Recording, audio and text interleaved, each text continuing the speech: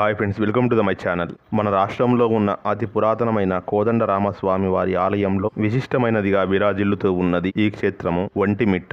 ఏకశిలా నగరంగా విరాజిల్లుతూ ఉన్న ఈ దివ్యక్షేత్రము కడప పట్టణానికి సుమారు 30 కిలోమీటర్ల దూరంలో ఉంది. ఈ దివ్య క్షేత్రంలో సాక్షాత్తు కోదండరామస్వామి వారు సీతాలక్ష్మణ సమేతంగా కొలువై ఉన్నారు. అత్యంత మహిమానితమైన శ్రీ ఒంటిమిట్ట కోదండరామస్వామి వారి ఆలయ విశేషాలు ఏమిటో మనం ఇప్పుడు తెలుసుకుందాము. శ్రీరామస్వామి నామస్మరణతో మారుమోగుతున్న దివ్యక్షేత్రము ఒంటిమిట్ట. ఈ దివ్యక్షేత్రం కడప పట్టణానికి సుమారు 30 కిలోమీటర్ల దూరంలో ఉంది. ఈ ఆలయాన్ని చేరుకోవడానికి రాష్ట్రంలోని అన్ని ముఖ్య పట్టణాల నుంచి బస్సులు అందుబాటులో ఉన్నాయి. భద్రాచలం తర్వాత అంతటి విశిష్టమైనదిగా విరాజిల్లుతూ ఉన్న ఈ దివ్యక్షేత్రానికి చేరుకునే మార్గము భక్తులకు ఆహ్లాదకరము. ఒంటిమిట్ట శ్రీ కోదండరామస్వామి ఆలయానికి కొన్ని వందల సంవత్సరాల నాటి చరిత్ర ఉంది. అత్యంత పురాతనమైన ఈ దివ్య ఆలయానికి 11వ శతాబ్దం నాటి చోళ రాజులు, విద్యానగర రాజులు, మట్టి రాజులు ఈ ఆలయానికి అనేక మాన్యాలు ఇచ్చినట్లు చారిత్రక ఆధారాల ద్వారా తెలుస్తుంది. ఒంటిమిట్టకు చేరుకున్న భక్తులు ముందుగా ఇక్కడికి సమీపంలోని రామతీర్థానికి చేరుకుని స్నానాధికాలు చేస్తారు. అత్యంత మహిమానితమైన ఇక్కడ ఉన్న రామతీర్థాన్ని స్వయంగా శ్రీరామచంద్రుడు తన బాణంతో ఏర్పాటు చేశాడని చెప్తూ ఉంటారు. అలాగే ఒంటిమిట్ట ప్రాంతాన్ని ఏకశిలా నగరంగా కూడా చెప్తూ ఉంటారు. సుప్రసిద్ధమైన కవి పండితులు బొమ్మర పోతన్న మాతిలు ఇక్కడ ఈ క్షేత్రంలోనే భాగవత రచన చేసి ఇక్కడ కొలువై ఉన్న కోదండరామునికి అంకితం ఇచ్చినట్లు పురాణాల ద్వారా తెలుస్తుంది. హనుమంతుని ఆగమనానికి ముందే శ్రీరాముడు ఈ క్షేత్రాన్ని సందర్శించినట్లు పురాణాల ద్వారా తెలుస్తుంది. అతి పురాతనమైన శ్రీ కోదండరామస్వామి వారి ఆలయాన్ని 3 దఫాలుగా నిర్మించినట్లు శాసనాల ద్వారా తెలుస్తుంది. చోళ రాజులు, విద్యానగర రాజులు, మట్టి రాజుల పరిపాలనలో ఈ ఆలయము అంచెలంచెలుగా అభివృద్ధి చెందినట్లుగా తెలుస్తుంది. విద్యారణ్య ప్రభువులు, సదాశివరాయలు, చోళ రాజులు ఈ ఆలయానికి అనేక మాన్యాలు ఇచ్చినట్లు శాసనాల ద్వారా తెలుస్తుంది. ఈ ఆలయము విశాలమైన ప్రాంగణంలో దర్శనమిస్తూ మనోహరమైన శిల్పాలను దర్శనం చేస్తుంది. ఈ ఆలయ గోపురము ప్రాకారాలపై చోళుల నాటి శిల్పకళా వైభవాన్ని భక్తులు తనివితీరా దర్శించుకుంటారు. ఈ క్షేత్రానికి సంబంధించి ఒక జానపద కథ ప్రచారంలో ఉంది. పూర్వము ఒంటుడు, మిట్టుడు అనే 2 సోదరులు అయిన దొంగలు ఈ పరిసర గ్రామాల్లోనే దోపిడీ చేసేవారట. వారు దొంగిలించిన వస్తువులని ఈ కొండ గుహల్లోనే దాచేవారట. అప్పుడు ఈ గుహలో ఉన్న ఏకశిల పైన ఉన్న సీతారామ లక్ష్మణులు ఆ దొంగలకు హితోపదేశం చేసి నిజాయితీగా బతకమని ఆదేశించారట. దాంతో మనసు మార్చుకున్న దొంగలు ఆ విగ్రహాలకు గర్భగుడి, అంతరాలయం నిర్మించారట.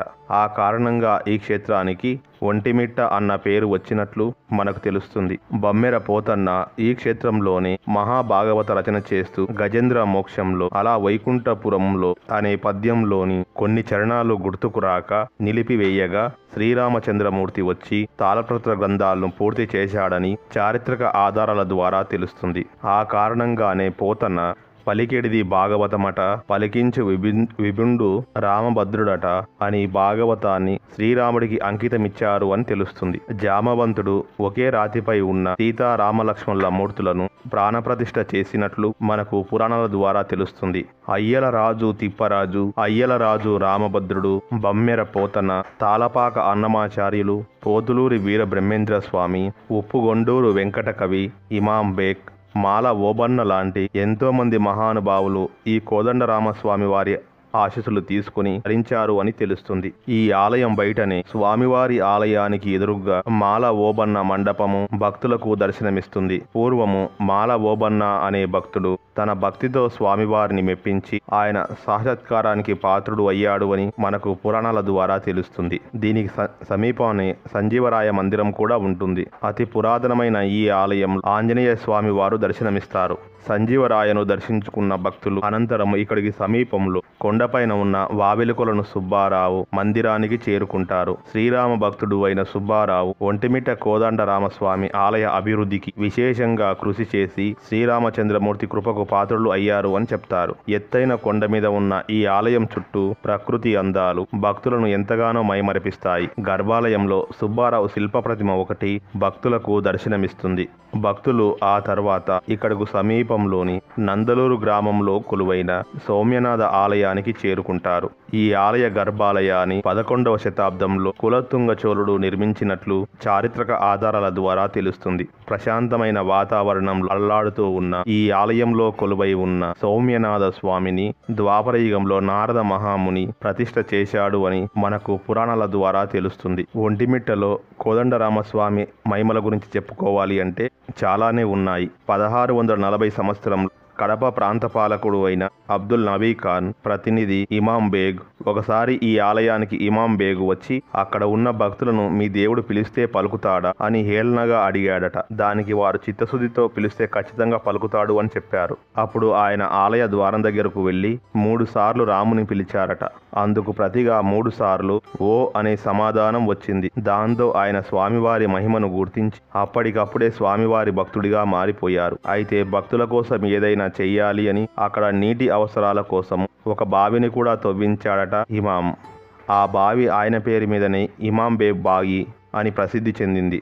అప్పటి నుంచి ఎంతో మంది ముస్లిం భక్తులు కూడా ఈ ఆలయాన్ని ఇమాం బేగ్ బావిని కూడా దర్శిస్తూ ఉంటారు. ఇక ఈ క్షేత్రానికి సంబంధించి మరొక సంఘటన ఇది 2 దశాబ్దాల క్రితం జరిగిన సంఘటనగా చెప్తూ ఉంటారు. ఒంటిమిట్టకు పక్కనే ఉన్న పల్లెల్లోని ఓబన్న అనే వ్యక్తి చిన్నతనం నుంచి కూడా రామకీర్తనలు పాడుకుంటూ ఈ గుడి దగ్గరనే ఉండేవాడు. ఒకసారి అక్కడి వారు ఓబన్న అంటరాడు వాడు కాబట్టి ఆలయం లోపలికి రాకూడదని ఆలయం నుంచి గెంటి వేశారు. దాంతో ఓబన్న సమీపంలోని చెరువు కట్ట దగ్గరకు వెళ్లి పాటలు పాడుకోవడం మొదలు పెట్టాడు. ఇలా ఉండగా మరుసటి రోజు పూజారులు ఆలయ తలుపులు తెరవగా విచిత్రంగా రామయ్య వారి విగ్రహము ఓబన్న కూర్చున్న వైపుకు తిరిగి ఉందట.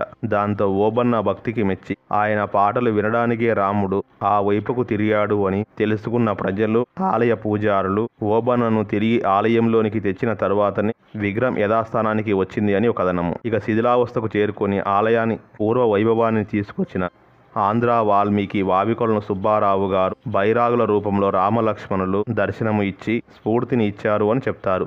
ఇలా కోదండరామస్వామి మహిమల గురించి చెప్పుకోవాలి అంటే మనకు ఎన్నో కథనాలు వినబడుతూ ఉంటాయి. ఇక ఇక్కడ ఉన్న రామతీర్థము ఈ ఆలయం రామతీర్థాన్ని రాముడే స్వయంగా సీతమ్మ వారి కోసం ఏర్పాటు చేశాడు అని చెప్తారు. మొదటగా ఆ తీర్థాన్ని రామబుగ్గ అనేవారట. క్రమంగా అదే రామతీర్థం అయ్యింది అని చెప్తారు. బ్రహ్మోత్సవాల సమయాల్లో స్వామివారికి ఇక్కడే చక్రస్నాన వేడుక నిర్వహిస్తారు. ఆ తర్వాత ఆలయానికి ఎదురుగా మరొక పెద్ద నూతన పుష్కరిణిని నిర్మాణం జరిగింది. ఇక ఇక్కడ జరిగే ఉత్సవాల విషయానికి వస్తే ఒంటిమిట్టలో ప్రతి సంవత్సరము చైత్ర శుద్ధ నవమి నుంచి బహుళ విధియ దాకా బ్రహ్మోత్సవాలు జరుగుతాయి. ఇక చతుర్దశి నాడు కళ్యాణము, పౌర్ణమి నాడు రథోత్సవాలు జరుగుతాయి. నవమి నాడు పోతన్న జయంతి అన్న పేరుతో కవి పండితులను సత్కరించే కార్యక్రమాన్ని కూడా నిర్వహిస్తారు. ఇన్ని ప్రత్యేకతలున్న ఈ ఆలయానికి ఎలా చేరుకోవాలో చూద్దాం. రైలు మార్గం ద్వారా వెళ్ళాలి అంటే ఒంటిమిట్టలో రైల్వే స్టేషన్ ఉంది. ఒంటిమిట్ట రైల్వే స్టేషన్ లో దిగి అక్కడ నుంచి 1 కిలోమీటర్ దూరంలో ఉన్న ఆలయానికి చేరుకోవచ్చు. అదే విధంగా కడప వరకు రైల్లో చేరుకుని అక్కడ నుంచి 25 కిలోమీటర్ల దూరంలో ఉన్న ఒంటిమిట్ట ఆలయానికి క్యాబ్లలో లేదంటే బస్సులలో చేరుకోవచ్చు. తిరుపతి, అనంతపురం, కడప, కర్నూలు ఇలాంటి పట్టణాల నుంచి కూడా నేరుగా ఒంటిమిట్ట చేరుకోవడానికి ఆర్టీసీ బస్సులు అందుబాటులో ఉంటాయి. ఇవి ఒంటిమిట్ట క్షేత్రానికి సంబంధించిన పౌరాణిక, చారిత్రక, మహిమానితమైన కథనాలు.